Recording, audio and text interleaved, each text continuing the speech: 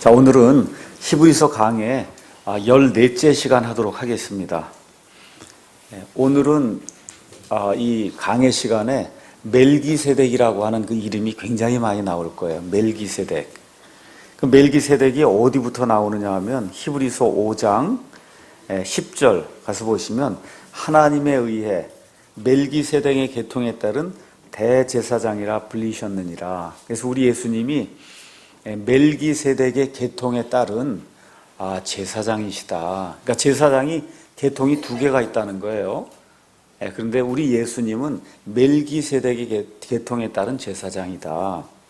그래서 이제 멜기세덱 이야기를 이 유대인 이 성도들에게 과거의 유대교에 여러 제사장들이 있었지만 그 유대교 제사장들하고 우리의 대제사장 되신 예수님하고는 아예 급이 다른 분이다.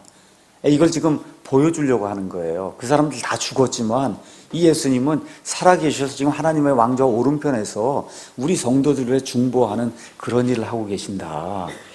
지금 그래서 이거 말씀을 이렇게 설명하려고 하는데 가서 보니까 바울이 말이 막힌 거예요. 왜 그러냐? 이 얘기를 하면 이 사람들이 알아들을 수 있을까? 멜기세덱의 계통에 따른 대제사장 이야기를 하면 도대체 이 사람이 알아들을 수 있을까? 그래서 지금 너희 상태가 너무 형편없다. 말 그대로 완전 초짜라는 거야. 지금 겨우 구원만 받았지 아무것도 없지 않냐. 시간적으로 봤을 때는 이미 너희가 다른 사람들을 가르쳐야 될 이와 같은 지금 시간에 놓여 있고 많은 것들을 배우고 정말 영적으로 충만해서 성장한 그런 사람이 되어 있어야 되는데 보니까 아니라는 거죠. 그래서 이제는 우리가 그리스도 교리의 초복 원리들 다 접어두고 이제는 다 되지 않았냐. 이제는 완전함으로 나아가야 된다. 거기까지 나아가지 못하면 그러면 너희가 하나님의 그 상속을 받지 못한다. 하나님의 이와 같은 그 일을 열심히 하고 그래서 구원받은 이후에 선한 행위를 하고 하나님이 주시는 그런 보상을 바라고 열심히 하는 가운데 우리에게 하늘에 보상이 있는데 그 보상을 못 받는다는 거죠. 못 받을 뿐만 아니라 더 심각한 죄를 짓고 너무 복지부동이고 하나님 말씀 거역하게 되면 하나님 심지어 죽이기까지 한다. 그렇다고 구원 읽는 건 아니다. 라고 이제 이야기를 하면서 6장에 들어가서 13절, 14절, 15절 아브라함이 끈질기게 견딘 뒤에 약속하신 것을 얻지 않았냐. 아브라함이 약 75세에 구원받았어요. 구원받아서 약 25년이 지나서 이삭을 받았습니다. 근데 이삭 하나 받았지 씨를 더 이상 받지 못했거든요. 근데 나중에 이삭까지 죽이라 그러잖아 하나님이. 그렇죠? 그래서 한 15년 동안 또 기다린 거예요. 이삭 바칠 때까지. 그난 40년을 끈질기게 기다리는 가운데 예수 그리스도의 그 오는 날을 보기를 이렇게 바라고 결국 그 날을 보고 결국은 그가 육적인 자손들 뿐만 아니라 영적인 자손들, 하늘의 별들 같이 많은 그런 자손들을 보는 거를 결국 받아내지 않았냐. 그렇죠? 구원을 40년 동안 끈질기게 받은 게 아니에요. 기다려서 구원은 이미 받은 상태에서 하나님이 주시겠다는 그 보상의 약속을 받기 위해서 적어도 40년을 끈질기게 기다렸다. 그리고 결국 그걸 받지 않았느냐. 그래서 너희도 보상의 그 약속을 받기 위해서는 그래서 너희가 끈질기게 기다리고 하나님을 위해서 선한 일을 해야 된다. 이런 말씀 이제 다 얘기하고 나서 드디어 6장 20절에 원래 사도 바울이 하고 싶은 얘기가 뭐예요? 멜기세덱 얘기를 하고 싶었던 거예요. 그렇죠? 그래서 20절에 가서 앞서 달려가신 분 곧 예수님께서 멜기세덱의 계통에 따라 영원토록 대제사장이 되사 우리를 위해 휘장 안으로 하늘에 있는 휘장 안으로 참 성막에 있는 휘장 안으로 이미 들어가셨다. 이렇게 이야기를 하면서 쉽게 말씀드리면 히브리서 5장 12절부터 시작해서 20절까지 6장 20절까지는 중간에 있는 삽입부예요. 원래는 5장 11절에서 7장 1절로 이렇게 넘어와야 되는데 이거 넘어와서 멜기세덱 얘기를 하려니까 이거 도저히 이해가 될 것 같지 않아서 이 답답한 심정을 지금 토로를 다 해놓고는 그래도 어떻게 얘기 안 할 수가 없잖아요. 그렇죠? 그러니까 내가 오늘은 멜기세덱의 계통에 따른 그 대제사장이라는 게 무엇냐 그걸 내가 너희에게 자세히 좀 가르쳐 주마. 그러면서 멜기세덱 얘기를 하는 겁니다. 그러니까 7장은 처음부터 끝까지 멜기세덱 얘기를 하는 거다. 그래서 멜기세덱의 계통을 따른 그 예수님과 그 다음에 이 아론의 계통을 따른 과거의 그 제사장들과 무슨 차이가 있느냐. 그러니까 유대인, 이 히브리서를 받는 그 유대인 그 성도들이 자기 친구들의 이와 같은 그 꼬임에 넘어서 다시 유대교로 넘어가려고 하고 그러니까 유대교하고 이 기독교는 완전히 클래스가 다른 거다. 그래서 그 내용이 어느 정도 클래스가 다르냐. 그 내용을 지금 이제 보여주려고 하는 겁니다. 자, 그래서 히브리서 7장 제가 이제 요약을 해보면 거기 28절이 이제 그 안에 있는데, 사도 바울이 5가지 정도를 이제 그 안에서 얘기하는 거예요. 첫째는 멜기세덱이 유대인들의 조상인 심지어 아브라함보다 뛰어나다는 거예요. 유대인들은 아브라함이 우리 조상이다 그러면 끝났거든요, 모든 게. 그런데 우리가 조상이라고 부르는 아브라함보다 더 위대하다니 할 말이 없는 거죠, 일단. 그렇죠? 그러니까 급이 다르다. 둘째, 레위의 제사장 체계로는 완전함에 이를 수 없다. 그렇기 때문에 다른 제사장 체계가 있어야 된다. 그 체계가 변하면 그 체계가 주어질 때 따라왔던 율법이라는 이놈도 변해야 되는 게 아니냐. 그래서 이제 율법은 이제 완전히 폐해졌다는 거예요. 기능을 잃었다는 겁니다. 그 다음에 이제 셋째 얘기하고자 하는 것은 신약의 대제사장 예수님은 구약시대 그 제사장들과 달리 엄숙한 맹세에 의해서 제사장으로 임명을 받았다는 거예요. 그 내용을 이제 이야기하고, 그래서 이 예수님 구약시대 제사장과 다른 게 있다. 구약시대는 제사장이 한두 명이 아니라 많았다는 겁니다. 특히 대제사장도 많았다는 거예요. 왜 그래? 죽기 때문에. 그렇죠? 근데 신약시대에 우리에게 계신 그리스도, 그 제사장 한 분뿐이 없다는 겁니다. 영원히 존재하시기 때문에. 그 다음에 이제 마지막으로 구약의 제사장은 죄가 있었지만 신약의 우리의 대제사장 예수님은 거룩하신 분으로 죄를 알지 못하는 그런 분이다. 이런 이야기를 7장에서 이제 사도 바울이 이야기하면서 유대인 성도들이 다시 유대교로 돌아가면 안 된다는 것을 지금 이야기하고 있는 겁니다. 자, 그럼 한 절 한 절 우리가 성경을 통해서 이 멜기세덱과 그 다음에 이 아론과 그 다음에 또 멜기세덱과 또 예수님과 이런 관계를 한번 살펴보도록 그렇게 하겠습니다. 7장 1절 제가 읽겠습니다. 이 멜기세덱은 살렘 왕이요 지극히 높으신 하나님의 제사장이니라. 그가 왕들을 살육하고 돌아오는 아브라함을 만나 그를 축복하였으며 아브라함도 모든 것의 10분의 1을 그에게 주었느니라. 그 이름을 해석하면 첫째로 의의 왕이요 그 다음은 또한 살렘 왕이니 곧 화평의 왕이라. 그는 아버지도 없고 어머니도 없고 혈통도 없고 날들의 시작도 없고 생명의 끝도 없어 오직 하나님의 아들과 같이 되어 항상 제사장으로 있느니라. 지금 이렇게 이제 기록이 되어 있습니다. 자, 멜기세덱 이야기는 어디에 나오냐면 창세기 14장에 나옵니다. 우리 가서 창세기 14장을 한번 잠깐 펼쳐보도록 하겠습니다. 여러분이 잘 아시는 것처럼 아브라함과 아브라함의 조카 롯이 이제 같이 이 가나안 땅에 들어왔는데 하나님이 둘을 복을 주시니까 너무나 많은 양떼와 소떼와 이런 재물들을 이제 갖게 됐어요. 이런 가운데 아브라함의 이 목자들과 그 다음에 롯의 목자들이 서로 이 영토 때문에 싸우는 것과 같은 일이 발생하게 되니까 아브라함이 롯에게 이제 제안을 하죠. 우리가 혈육인데 이렇게 서로 싸워서 되겠냐? 내가 한 가지 제안할 테니 그렇게 하는 게 좋지 않겠냐? 그래서 제안했어요. 내가 동쪽으로 가면 나는 서쪽으로 가고 내가 북쪽으로 가면 나는 남쪽으로 갈 테니 내가 좋은 데를 택해라. 하니까 이 조카 롯이 가만히 쳐다보니까 어디가 좋다 그래요? 소돔 땅이 풀도 있고 뭐도 있고 아주 모든 게 융성해 보이는 거예요. 그래서 롯이 이 소돔 땅을 택하고 이제 그쪽으로 가고 아브라함은 이 반대쪽을 향하는, 그러니까 소돔 땅으로 이야기하면 동쪽을 향해서 간 거예요. 동쪽을 향해서 가고 아브라함은 이 반대쪽을 향해서 갔는데 롯이 처음엔 괜찮았습니다. 근데 이 소돔성에 가니까 다 이교도들의 말 그대로 동성애가 지배하는 그런 사회가 이제 소돔성이었거든요. 그래서 구원받은 사람 이 롯이 그 안에서 이 의인이라고 지금 표현이 돼서 성경에 구원받은 사람이 그 동성애자를 그 사이에 들어가서 사니 얼마나 힘들었겠어요. 그렇죠? 이러는 가운데 전쟁이 이제 일어나갖고 롯이 붙잡혀가는 그와 같은 사건이 이제 생기게 됩니다. 그래서 붙잡혀가서 그 소돔에서부터 수백 킬로미터 떨어진 저 위에 북쪽에 가면 단이라고 하는 그런 도시가 있는데 거기까지 이제 잡혀가는 그런 일이 생기게 될 때 사람들이 이제 아브라함에게 와서 당신의 조카 롯이 붙잡혀갔다.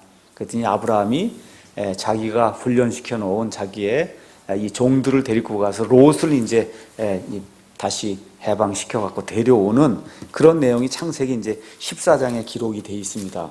이렇게 14장 기록된 가운데 17절 이제 가서 보시면 그가 이제 아브라함이거든요. 그돌라오멜과 또 그와 함께한 왕들을 살육하고 돌아올 때 소돔 왕이 사회 골짜기 곧 왕의 골짜기에 나와 그를 맞이하였고, 그때 이제 유명한 사람이 나오는 거예요. 살렘 왕 멜기세덱이 빵과 포도즙을 가지고 나왔는데 그는 지극히 높으신 하나님의 제사장이었더라. 그러니까 지금 아론이라든지 레위가 지금 아직 탄생하지도 않았고 지금 모세 율법이 주어지기도 전에 이미 누가 있었다는 거예요? 하나님의 제사장이 있었다는 거예요. 하나님의 제사장, 이름이 멜기세덱.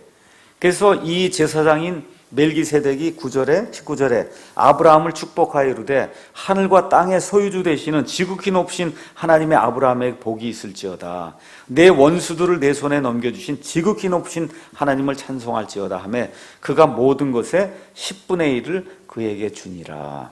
그래서 요 기사가 지금 아브라함이 자기가 탈취한 것의 그 10분의 1을 멜기세덱 하나님의 제사장에 바치는 이 기사가 지금 여기 창세기 14장에 한 번 이제 기록이 되어 있는 겁니다. 그래서 살렘 왕이라고 나오는데 살렘은 어딘 것 같아요? 살렘 어디요? 예루살렘을 이야기하는 거예요. 예루살렘을 이야기하는 겁니다. 그래서 살렘은 예루살렘을 뜻해요. 예루살렘은 여러분이 잘 알고 있는 것처럼 다윗이 여부스 족속이라고 하는 이 가나안 족속 중에 하나인데 그 여부스 족속에게서 다윗이 이제 지금부터 약 3,000년 전에 이 예루살렘이라고 하는 도시를 이제 빼앗고 시온성을 빼앗고 시온성을 이제 그 안에 이제 건축을 하게 됩니다. 그래서 다윗이 예루살렘 그 도시를 건축한 이래로 지난 3,000년 동안 이 세상에 여러 도시가 많이 있었지만 가장 많이 전쟁을 겪은 그런 도시 중에 하나가 예루살렘이에요. 이름이 무슨 도시냐? 평강의 도시예요. 화평의 도시, 평화가 넘쳐있는 그런 도시여야 되는데 이 세상에서 가장 평화가 없는 그런 도시가 예루살렘이에요. 지금 이 시간에도 저 중동 땅의 저 예루살렘 때문에 저 예루살렘의 화평을 위해서 미국과 러시아와 중동 국가들과 이집트와 그 다음에 지금 이 이스라엘이 계속 노력하는 게 뭐예요? 저 예루살렘에 어떻게 화평을 유지할 수 있겠냐. 참 이름이 평강의 도시, 화평의 도시인데 정말 화평을 누리지 못하는 그런 도시가 실질적으로 이제 예루살렘입니다. 그래서 결국은 언제 화평의 도시가 되느냐? 우리 주님께서 이 땅에 강림하셔서 예루살렘에서 자기의 발을 내려놓으시고 그리고 1,000년 동안 이 땅을 의와 이 평강을 가지고 통치하신 그때가 될 때에만 비로소 예루살렘이 진정한 의미의 평화가 거하는 그런 화평의 도시가 이제 될 수가 있습니다. 우리 시편 76편 이제 가서 한번 잠깐 보겠습니다. 시편 76편 2절에서 이제 3절 가서 보시면 이렇게 이제 되어 있습니다. 1절부터 제가 읽을게요. 하나님은 유다에서 알려주셨으며 그분의 이름은 이스라엘에서 위대하시도다. 그분의 장막은 살렘에도 있으며 그분의 거처는 시온에 있도다. 그분께서 거기서 활의 화살들과 방패와 칼과 전쟁을 쳐서 부수셨도다. 셀라. 이렇게 나오면서 시편 그 76절 6편도 메시아 시편이고 특별히 재림에 대한 그와 같은 그 시편입니다. 그래서 여기 그분의 장막이 살렘에 있다. 이제 성경이 그렇게 이야기를 하고 있고, 그 다음에 천연왕국과 이제 관련돼서 우리 스가랴서 바로 앞에 가서 보시면 학개라고 하는 그러한 그 성경 말씀이 있습니다. 한번 잠깐 보겠습니다. 학개 2장 9절에 가서 보시면 이렇게 이제 표현이 되어 있습니다. 이 예루살렘에 살던 이 백성들이 우상을 숭배하다가 결국은 바빌론 포로가 돼서 이제 끌려갔어요. 끌려갔다가 70년 지난 다음에 다시 이제 예루살렘에 돌아와서 거기서 이제 성전을 다시 지었습니다. 그게 이제 학개와 스가랴가 지은 그런 성전이에요. 근데 그 성전이 솔로몬이 지었던 그 성전과 비교하면 너무 초라한 거예요. 네. 솔로몬은 워낙 재산도 많고 가진 게 많아갖고 말 그대로 엄청나게 멋있게 황금의 집으로 이 성전을 지어놨는데 이 포로들이 돌아와서 뭐 아무것도 없잖아요. 그러니까 겨우 모습만 갖춘 그와 같은 그 성전을 지어놨는데 하나님께서 그럼에도 불구하고 이 성전을 복을 주시겠다 이렇게 이야기하면서 8절 2장 은도 내 것이요 금도 내 것이다. 그러니까 너무 걱정하지 마라. 금으로 치장하지 않았어도 아무 걱정하지 마라. 그 이야기 하시면서 만군의 주가 말하노라. 나중에 지은 이 집의 영광이 이전 집의 영광보다 더 크리라. 만군의 주가 말하노라. 왜 그래요? 이 성전에 누가 나타났어요? 예수님이 나타나셨다니까. 이 스가랴와 학개가 지은 이 성전, 이거를 나중에 보수를 누가 했어요? 헤롯이. 그냥 46년이고 보수를 해갖고 또 예수님 오실 때는 이 성전이 세계에서 몇째 안 되는 그런 놀라운 그런 건축물로 이 땅에 이제 서게 됐는데 건축물 자체가 중요할 뿐만 아니라 그 땅에 누가 그 성전에 누가 들어가셨어요? 예수님이 들어가셔서 매일 성경 말씀 가르치시고 그랬거든요. 그래서 하나님께서 말씀하시는 거 금으로 치장한 거 이런 거 중요한 게 아니다. 내가 거기 가서 거닐겠다. 그럼 끝나는 거 아니에요? 하나님이 거니니까. 그 얘기하면서 만군의 주가 말하노라. 내가 이곳에서 화평을 주리라. 만군의 주가 말하노라. 이렇게 이야기하면서 이 둘째 성전에 대한 그 복을 지금 이제 주고 있습니다. 그래서 시편을 여러분이 가서 보시면은 예루살렘에 대한 이스라엘 백성들의 그 소원이 간절하게 그 안에 기록이 되어 있습니다. 시편 122편 6절 가서 잠깐 보면 시편 기자가 이렇게 이제 기도하고 있어요. 시편 122편 6절. 여기도 5절부터 읽는 게 좋겠네요. 그분께서 심판의 왕좌들 곧 다윗의 집의 왕좌들을 거기에 두셔도다. 예루살렘에 뒀다는 거예요. 예루살렘의 화평을 위하여 기도하라. 너를 사랑하는 자들은 형통하리로다. 너가 뭐예요? 예루살렘이에요. 그래서 시편 기자가 여기 1절 가서 보니까 그들이 내게 말하기를 우리가 주의 집으로 들어가자 할 때 내가 즐거워하여도다. 오 예루살렘아 우리 발이 내 성문들 안에 서리로다. 예루살렘은 전체가 탄탄한 도시로 건설되었도다. 이 얘기하면서 하나님의 집에 있는 예루살렘, 이 예루살렘이 화평해야 된다. 그 화평을 위해서 기도하라는 겁니다. 그러니까 지금 중동에 지금 예루살렘 저기 아시죠? 이스라엘 지금 돌아간 거 아시죠? 거기에 갈등이 계속해서 있는 거예요. 팔레스타인 사람들하고 이집트 사람들하고 그다음 중동 사람들하고 이스라엘에 갈등이 있어요. 누구를 위해서 기도하셔야 돼요? 예루살렘을 위해서 기도해요. 예루살렘의 화평을 위해서. 그렇게 하는 사람이 어떻게 되냐? 화평이 있다는 거예요. 형통한다는 거예요. 그래서 하나님께서 아브라함에게 너를 축복하는 자에게 내가 축복을 하고 너를 저주하는 자들을 저주하신다 그랬거든요. 그 약속의 말씀에 따라서 아브라함의 자손 유다인들을 축복한 그런 민족들 하나님께서 복을 허락해 주셨고 그 민족을 저주한 그런 민족들 하나님이 저주해 주셨어요. 그래서 왜 영국하고 미국이 잘 사느냐? 다른 거 없어요. 하나님이 마련해 놓은 저 유대인이라고 하는 저 아브라함의 씨를 저들이 선대하고 후대하고 사랑하고 도와주었기 때문에 지금까지 영국과 미국이 잘 되는 거예요. 영국과 미국, 앵글로색슨족이 그래서 잘 되는 겁니다. 그래서 우리나라가 어떤 일을 하게 될 때 어떻게 해야 돼? 이스라엘 도와야 되는 거예요.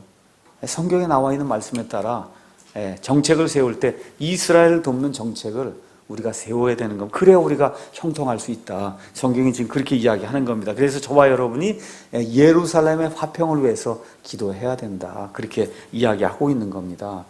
자, 그래서 이제 멜기세덱 이야기가 여기 창세기에 한번 나오고 또 어디 한번 나오냐? 쭉 넘어가서 시편 110편에 가서 멜기세덱이 한번 또 나오는 겁니다. 한번 가서 보겠습니다. 시편 110편. 시편 110편은 그 제목을 가서 보니까 메시아 통치의 선언 이렇게 돼 있고 누가 기록했느냐? 다윗이 기록한 거예요. 다윗의 시. 제가 처음부터 끝까지 한번 읽겠습니다. 이건 너무나 중요한 그런 시편이기 때문에 여러분이 기억하면 좋습니다.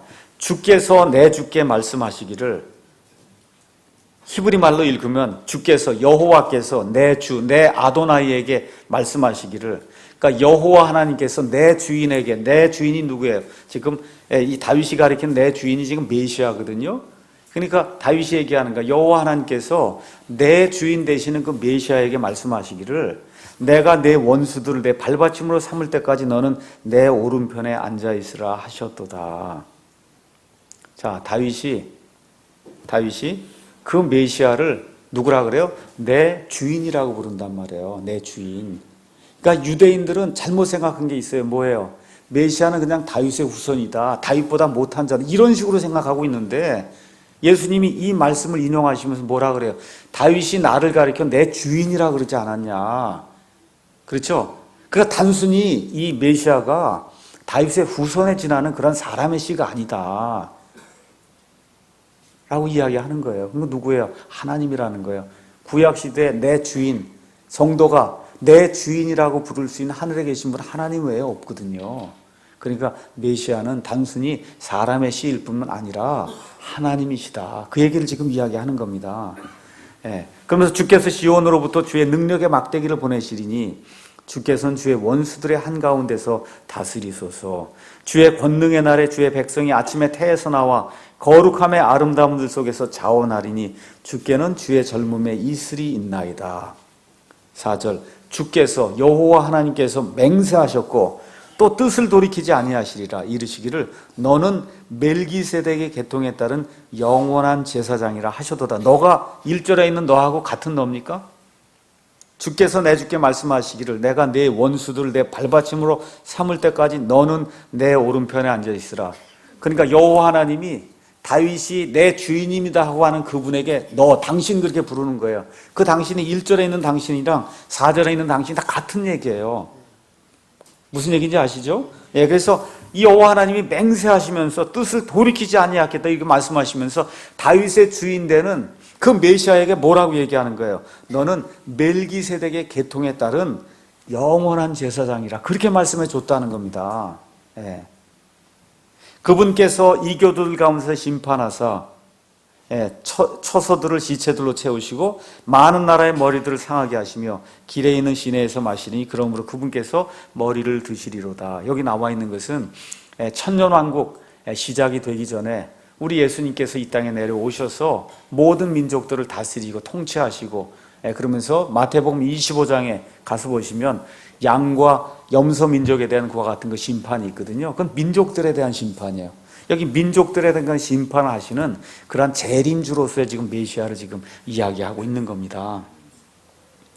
자, 그래서 가서 보니까 메시아는 왕일 뿐만 아니라 뭐가 돼야 된다는 거예요? 제사장이라는 거예요. 제사장.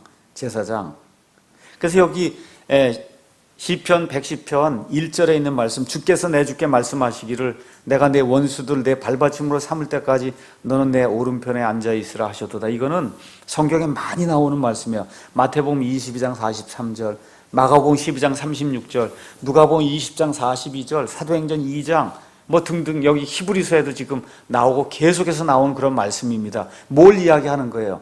메시아가 단순히 사람이 아니다. 메시아가 다윗이 내 주인이여 하고 부른 그와 같은 능력 있는 존재, 누구의? 하나님이라는 거예요. 그거 하나님의 예수님의 그 신성을 증명하시기 위해서 사용하신 이 성경 말씀이 시편 110편 이제 실절이 되는 거, 1절이 되는 겁니다. 자, 그래서 여기 가서 보면 다윗은 자기 시에 대해서 사도행전 2장 30절 베드로의 그 말씀을 들어보면 다윗이 대언자이기 때문에 하나님의 대언의 말씀을 듣고 자기 시에 대해서 얘기했는데, 다윗의 그 자손 중에 이와 같은 자가 어디 있어요? 다윗은 무슨 지파입니까? 다윗은 유다 지파예요. 그러면 레위 지파가 아니기 때문에 유다 지파에서는 제사장이 될 수 있어요? 없어요? 없단 말이에요. 그런데 어떤 사람이 나온다는 거예요. 메시아가 나오면, 메시아는 분명히 유다 지파에서 나오는데 누구라는 거예요? 멜기세덱의 계통에 따른 영원한 제사장이라고 하나님 말씀을 주셨다는 겁니다. 지금 그 얘기를 지금 하고 있는 거예요. 그러니까 다시 말씀드려서 다윗의 씨가 여럿이 있었지만, 솔로몬도 있고 나단도 있고 여럿이 있었지만 그 씨는 이 예언에 해당이 될 수가 없는 사람들이라는 거예요. 왜 그러냐? 유다 지파에 속했기 때문에 제사장이 육신적으로는 될 수 없다는 거예요. 그러니까 다른 사람만이 될 수 있다는 겁니다. 유다 지파에 속하면서 누구의 계통에 따라, 멜기세덱의 계통에 따른 제사장이 될 수 있는 그분은 예수님뿐이 없다. 지금 그 얘기를 이제 하고 있는 거죠. 그래서 여기 나와 있는 것처럼 단순히 그냥 유다 지파 중에 이제 다윗의 후손이 되면 제사장이 될 수가 없어요. 더더욱 영원토록 제사장이 되는 건 불가능하죠. 죽지 않고 영원히 제사장이 되려면 영원히 사는 분만 그게 가능한데, 다윗의 육신적인 그와 같은 그 후손은 이런 일을 할 수 없다는 겁니다. 또 여기 가서 보시면 6절에 그분께서 이교도들 가운데서 심판하사 처소들을 지체들로 채우시고 많은 나라의 머리들을 상하게 하시며, 그래서 말 그대로 이교도들의 그런 민족들을 완전히 심판하시는 그와 같은 이 존재가 지금 메시아인데, 다윗의 후손 중에 그렇게 한 사람 아무도 없다는 겁니다. 그러니까 이것은 다윗의 육적인 후손이 이루어야 될 그와 같은 말씀이 아니다. 지금 그렇게 이야기하는 거죠. 그래서 1절은 적어도 신약성경에 25번, 그 다음에 중요한 절 4절은 신약성경에 약 5번 정도 언급이 되는데, 그럼 총 몇 번이에요? 대략 한 30번 정도가 신약성경에 언급이 돼요. 굉장히 많은 거죠. 그렇죠? 근데 그 30번 중에 10번이 어디에 나오냐? 히브리서에 나온단 말이에요. 그 30번 중에 10번이 히브리서에 나온다. 말씀드린 대로 예수님은 1절을 사용해서 자신의 신성을 이제 증명했고, 1절에서 3절은 예수님이 왕이라는 걸 보여주고, 4절은 예수님이 제사장이라는 걸 보여주고, 5절에서 7절은 천년왕국 이전에 이 모든 이교도 민족들을 정복하는 정복자라는 걸 이제 보여주는데, 지금 사도 바울이 하나님의 이제 감동을 받아서 지금 여기 히브리 성도들에게 보여주려고 하는 게 있는 거예요. 그건 뭐냐? 메시아는 단지 왕만이 아니라 뭐라는 거예요? 제사장이다. 구약의 유대인들은 상상도 못한 일이에요. 구약시대 유대인들에게는 제사장은 누구만 되는 겁니까? 레위 지파 가운데 누구의 자손만 돼요? 아론의 자손만 제사장이 되는 거지. 근데 여기 가서 보니까 뭐가 있어요? 이 메시아는 멜기세덱의 계통에 따른 영원한 제사장이다. 이걸 아는 사람이 없었던 거예요. 신경을 안 썼던 겁니다. 사도 바울이 하나님의 영의 감동을 받고 지금 이 구절을 빼오는 거예요. 그렇죠? 메시아가 왕일 뿐만 아니라 메시아가 제사장이다. 지금 이 히브리 성도들에게 예수님이 지금 제사장으로 하늘에서 중보 사역을 하고 있다. 그 얘기를 하려고 하는 이 사람들이 이해를 못하니까 고민하다가 이야기를 다 하고 난 다음에 내가 다시 한번 이야기할게. 시편 110편 봐라. 110편 거기 보니까 메시아를 가리켜 뭐라 그랬냐? 멜기세덱의 계통에 따른 영원한 제사장이라 그러지 않았냐? 죽지 않는 제사장이라 그러지 않았냐? 그분이 바로 예수 그리스도시다. 그분이 바로 지금 부활하셔서 승천하신 이후에 하늘에 있는 참 성막에서 우리를 위해서 중보하시는 바로 그 예수님. 그 예수님이 왜 중보할 수 있냐? 제사장이기 때문에 가능하다. 그 제사장이 멜기세덱의 계통에 따른 그런 제사장이다. 지금 사도 바울이 이거를 지금 시편 110편에서 이제 끌고 나오는 거죠. 그러니까 다른 사람들은 생각을 못한 거예요. 메시아가 제사장이 될 수 있다는 거는. 예수님은 삼중 직무를 가지고 있다. 왕이고 그 다음에 제사장이고 또 뭐가 하나 있어요? 대언자란 말이에요. 이 땅에 오셔서 핍박을 받으시며 십자가 달리실 때까지 하나님의 말씀을 대언한 그런 대언자로 삼중 직무를 우리 예수님이 가지고 계시거든요. 그래서 초림하셨을 때는 예수님이 대언자의 사역을 감당하시고, 지금 승천하셔서는 하늘에서 지금 제사장이 그런 사역을 감당하시고, 나중에 이 천년왕국 때 이 땅에 내려오시면은 예수님이 왕으로서의 그런 사역을 감당하신단 말이죠. 이게 성경적으로 나와 있는 예수님의 이제 삼중 직무가 되는 겁니다. 근데 이 이스라엘 사람들은 감히 메시아가 왕 정도는 충분히 이해했지만 제사장이라고 하는 거 전혀 생각도 못했거든요. 또 뭐로도 생각을 못했어요. 대언자라고도 생각을 못했기 때문에 그분을 잡아 죽였거든요. 그저 왕만 생각하고 있는데 사도 바울이 아니다. 예수님은 전혀 계통이 다른 그와 같은 제사장이다. 지금 그렇게 이야기를 하고 있는 겁니다. 자, 그러면 이 멜기세덱이 얼마나 위대한가 우리가 한번 생각을 해보자는 거예요. 1절 가서 보니까 멜기세덱은 살렘 왕이요 지극히 높은 하나님의 제사장이니라. 그가 왕들을 살육하고 돌아오는 아브라함을 만나 그를 축복하였다. 누가 축복을 한다고 하면 여기 그 다음에 나오듯이 축복을 받는 사람은 축복하는 사람보다 못한 거예요. 맞습니까? 우리 어머니나 아버지가 아이들을 축복하지 아이가 어머니 아버지 축복하는 경우 없는 거거든요. 그러니까 지금 아브라함을 축복했어요. 손을 들어서 아브라함을 축복했어요. 이게 무슨 얘기예요? 멜기세덱이 아브라함보다 더 크다는 거잖아요. 그렇죠? 그 얘기를 먼저 이제 사도 바울이 해주고 싶은 거예요. 또 하나는 구약 시대에는 왕의 직무와 제사장 직무가 완전히 구분이 됐는데 멜기세덱은 그 두 가지를 다 갖고 있는 분이죠. 어디에 살렘 왕일 뿐만 아니라 하나님의 제사장이라 그러니 구약 시대 아무리 뛰어나도 두 가지는 안 되는 거예요. 그렇지 않습니까? 두 가지는 안 되는 겁니다. 이 두 가지를 탐하다가 어려움을 당한 그런 왕들이 많이 있는 겁니다. 안 돼요.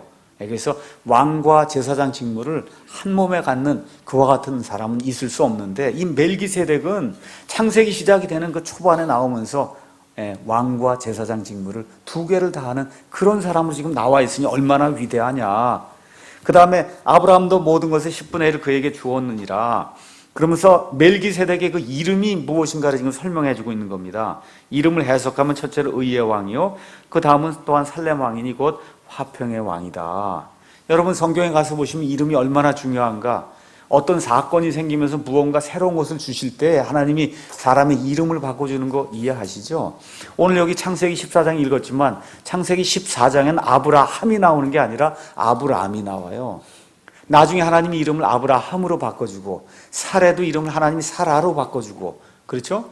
여러분이 잘 알고 있는 야곱이라고 하는 음흉한 그런 사람이 있었는데 나중에 정신 차리고 이제 돌아오게 될 때 하나님 만나서 씨름을 하고 그러고는 이름이 뭘로 바뀌어요? 이스라엘로 바뀌게 된단 말이에요. 이스라엘로. 그렇죠? 그 다음에 요한복음에 가서 보니까 1장에 예수님이 베드로를 만나서 너 이름이 이제 시몬에서 게바라 그래라. 이름을 바꿔주거든요. 뭔가 이름을 바꾼다. 이름 안에 굉장히 중요한 게 들어있는 거예요. 여러분, 어떤 유대인이 이름 이렇게 지으면 가룟유다 이렇게 짓겠어요? 그렇게 짓겠어요? 안 져요. 왜? 그거 안 좋기 때문에 그렇게 안 짓습니다. 이름이 대단히 이제 중요한 거예요. 자, 그래서 첫째, 이 멜기세덱은 평강의 왕이다. 살렘. 멜기세덱은 의의 왕이다. 화평의 왕이다. 성경 가서 보시면 의와 화평이 같이 나와요. 하나님의 그 속성으로 특별히 이 천년왕국의 그 통치를 이야기하면서 의와 화평이 종종 이제 함께 나오는 것을 성경을 통해서 우리가 볼 수가 있습니다. 이사야서 32장 17절 한번 가서 보겠습니다. 이 32장도 천년왕국의 그 의로운 그 통치, 그걸 지금 이야기하는 겁니다. 15절부터 제가 읽으면 의미가 더 확연히 들어올 것 같아 읽어보겠습니다. 마침내 그분께서 높은 곳으로부터 영을 우리에게 부어주시리니 광야가 열매를 많이 맺는 밭이 되며 열매를 많이 맺던 밭은 숲으로 여겨지리라.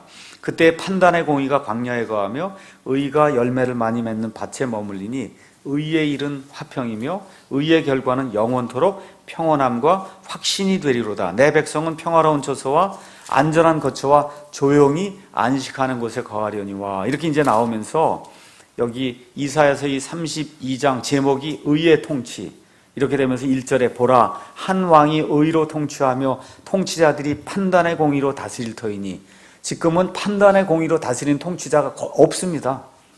근데 천년왕국이 이루어지게 되면 그때 예수님께서 한 왕으로 다스리시고 통치자들이 판단의 공의를 가지고 그렇게 다스리는 그런 때가 임한다. 이제 쭉 이야기하는 겁니다.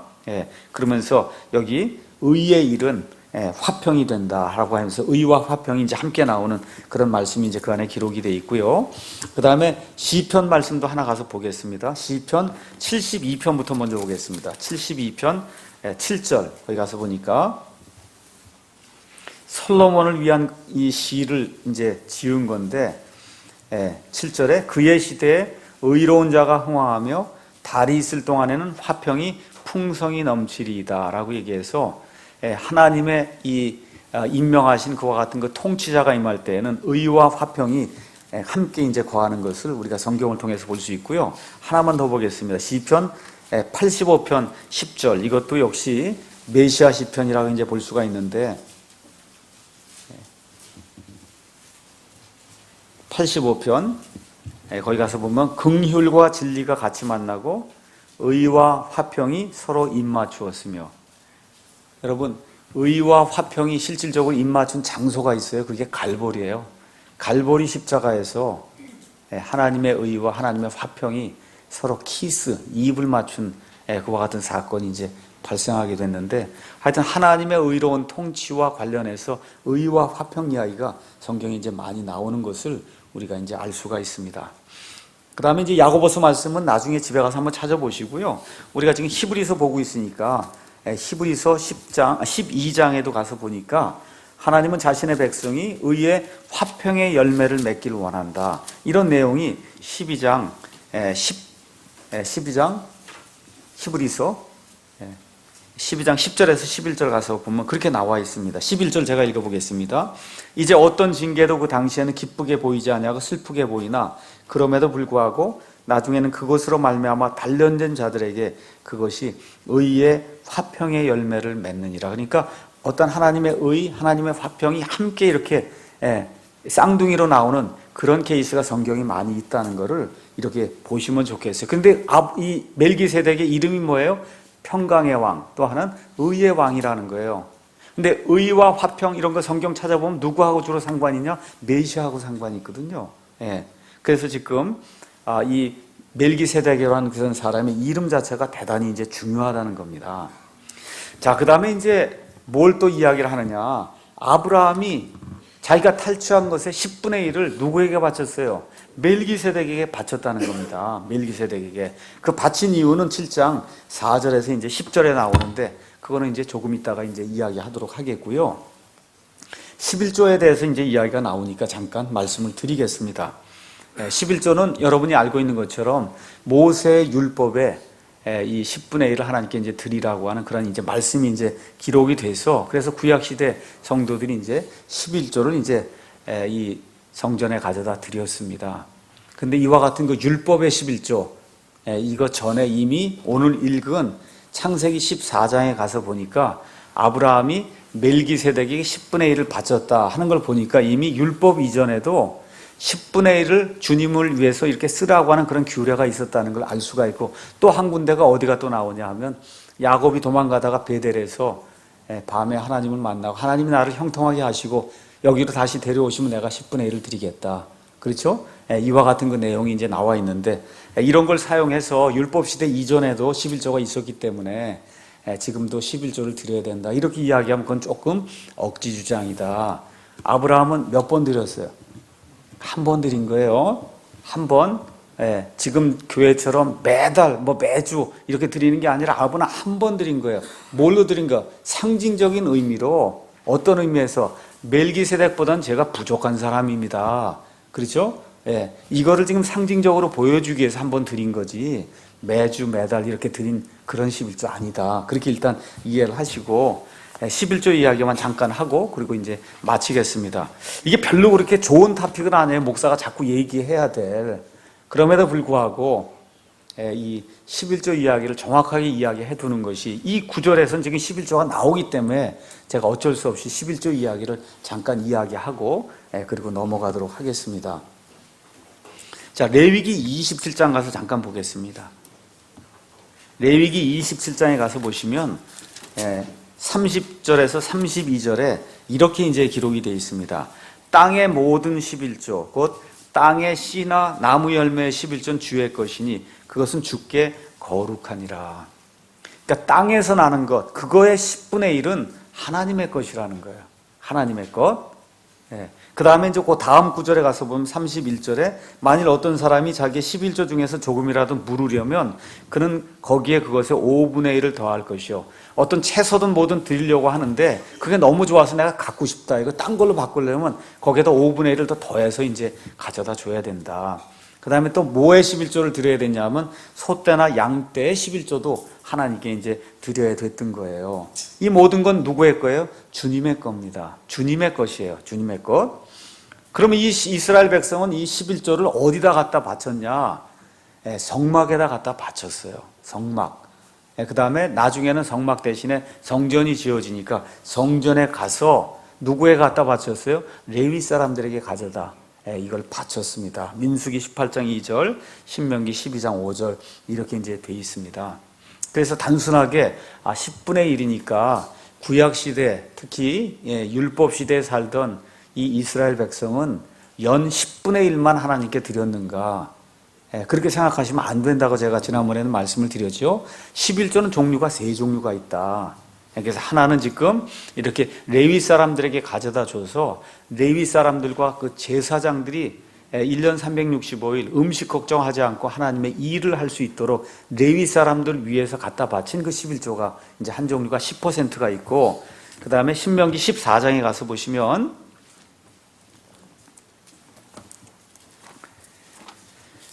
신명기 14장의 22절부터 27절에 나오는 또 다른 종류의 이제 11조가 이제 있습니다.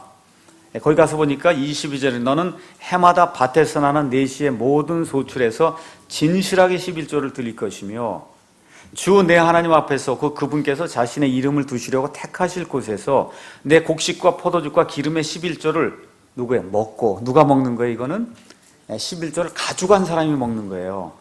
또 내 소떼와 양과 염소떼에 처음 난 것을 먹으며 이로써 주 내 하나님 두려워하기를 항상 배울 것이니라.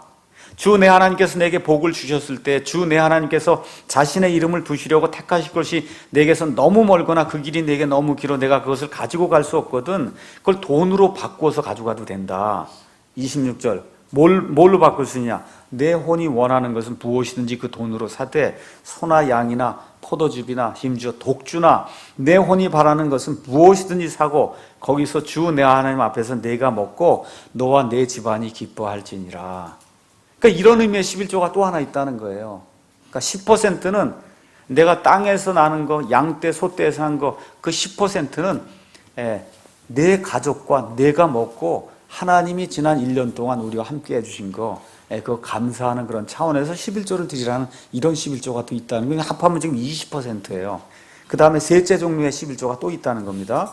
28절 너는 3년이 끝날 때 바로 그 해에 거둔 내 소출의 모든 11조를 가져다 내 성문 안에 거축하여 너와 함께 나누는 몫이나 상속 재산이 없는 레위 사람과 내 성문 안에 거하는 나그네와 아버지 없는 자와 과부가 와서 먹고 배부르게 할지니라.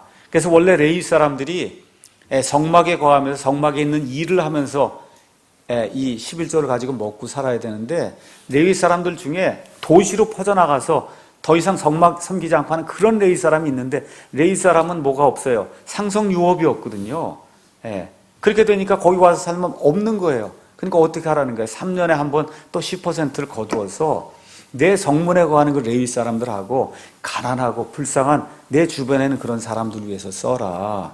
3년에 한 번 10%니까 1년으로 따지면 3.3%.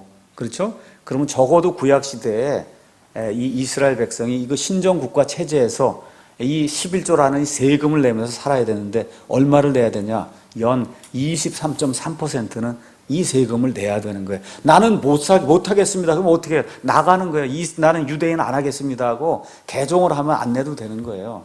근데 그게 아니라 나는 유대인으로 남겠습니다. 또 이방인 가운데도 나는 유대인이 되겠습니다. 개종을 하면 적어도 얼마를 해야 돼요? 23.3%를 구약시대는 해야만 유대인으로 그 땅에 살 수가 있었던 거예요. 근데 이것만 하면 다 되는 게 아니죠. 또 뭐가 있어야 돼요? 죄 지으면 죄 헌물 갖고 와야죠. 하나님과 화평이 깨지면 화평 헌물 가져와야죠. 범법하면 범법 헌물 가져와야죠. 그렇죠? 등등 해서 이 사람들이 바친 이 내용이 11조 외에 헌물이라는 게 있는 거예요. 우리 한번 가서 보겠습니다. 말라기 가서 보겠습니다. 말라기 3장 8절 거기 가서 보니까 사람이 하나님의 것을 강도질하겠느냐? 그러나 너희는 내 것을 강도질하고도 말하기를 우리가 어떤 점에서 주의 것을 강도질하였나이까 하나니 너희가 11조와 헌물에서 강도질하였느니라. 그러니까 11조 23.3%가 있고 각종 헌물이 있다는 거예요. 음식 헌물이 있죠. 음료 헌물이 있죠. 아까 제가 말씀드린 대로 죄 헌물, 화평 헌물, 그렇죠? 자원 헌물, 서원 헌물 이런 등등 헌물 두 종류가 있었는데 이걸 다 합치면 얼마쯤 되겠어요? 30%는 적어도 넘을 것이다. 구약시대에 이와 같은 것들을 해서 그래서 이 성전을 지키는 그와 같은 유대인들과 레위 사람들 음식을 마련해 주고 먹을 거, 입을 거 이제 마련을 해주고, 또 가난한 자들 먹을 거, 입은 거 마련해주고, 또 다른 지역에 가서 사는 레위 사람들 먹을 거, 입은 거 마련해주고, 이렇게 해서 어떤 시대요? 신정정치 시대입니다. 신정정치. 하나님이 직접 다스리는 그 통치하는 그 시대에 뭘로 드렸어요? 세금으로 드린 거예요. 세금으로.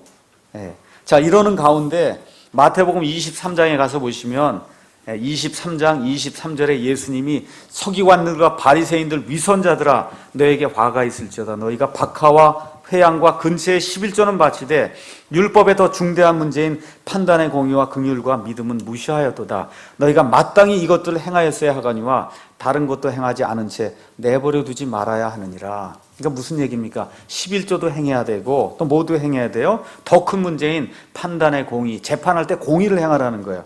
그 다음에 긍휼을 베풀고 믿음을 가져야 되는데 이건 너희가 하지 않았는데 이거 두 개 다 해야 된다. 또 교회에서 이걸 인용해서 두 개 다 하라 그랬으니까 11조도 해야 된다. 그렇게 이해하면 그것도 안 되는 거예요. 왜 그래요? 이거 아주 구약 시대예요. 아직 구약입니다. 십자가 사건 이후부터가 신약이에요. 지금 여기 누구에게 얘기하는 거예요? 바리새인들에게 너희가 11조도 드리고 당연한 거죠. 그거 안 하면 안 되는 거니까. 그리고 또 모두 하라고요? 율법에 더 중대한 문제인 판단의 공의와 긍휼과 믿음은 무시하는데 그것도 해야 된다. 이렇게 넘어가서 십자가 사건 이후에는 11조가 여기 히브리서 외에는 안 나와요. 여기 나와 있는 그 히브리서에 나와 있는 11조는 무슨 얘기예요? 아브라함이 멜기세덱이 11조 맞았다. 그거 외에는 안 나오는 겁니다. 그래서 이 사도행전 15장에서 예루살렘 공회가 열렸을 때에도 이방인들 가운데 주님께로 돌아오는 자들에게는 우리도 지기 힘든 그와 같은 이 율법에 이런 11조 같은 이거 왜 지게 만드느냐. 어떻게 해서 다 면제시켜 준 거예요. 다 면제시켜 준 거다. 그래서 저와 여러분이 이제 신약시대에 살면서 그럼 어떻게 헌금을 해야 되느냐. 신약시대 헌금의 원리는 고린도후서 9장 6절에서 이제 7절에 이제 나와 있습니다. 제가 읽겠습니다. 고린도후서 9장 6절에서 7절 가서 보니까 이렇게 기록이 되어 있습니다. 다만 내가 말하려는 바는 이것이니 곧 인색하게 뿌린 자는 또한 인색하게 거둘 것이요 풍성하게 뿌린 자는 또한 풍성하게 거두리라는 것이라. 다 같이 읽겠습니다. 저마다 자기 마음속에 정한 대로 낼 것이요 마지못해 내거나 억지로 하지 말지니 하나님은 즐거이 내는 자를 사랑하시니라. 이게 저희 교회의 헌금의 원리입니다. 다른 교회는 어떻게 하든 상관이 없어요.